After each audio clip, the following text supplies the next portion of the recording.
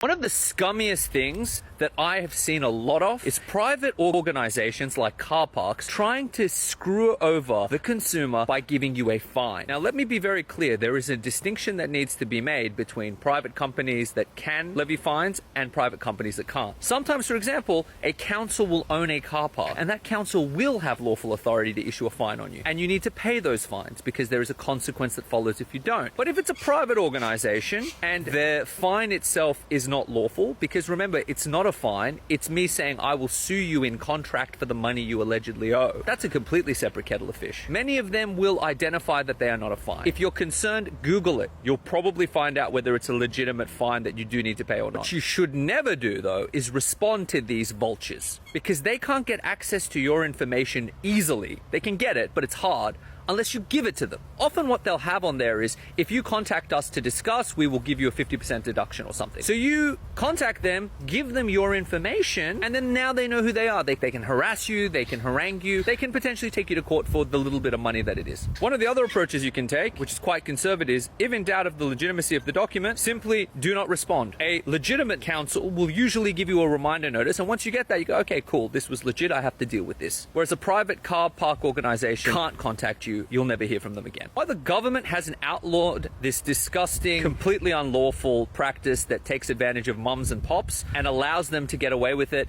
by quasi-imitating the authority of the government is absolutely beyond me. And if I sent you a dodgy invoice or I deceived you into giving me money, I'd go to jail. That's fine. Instead, you can put in little tiny writing on the fine, this is not a fine, and you can make the general public stress out at the highest cost of living time.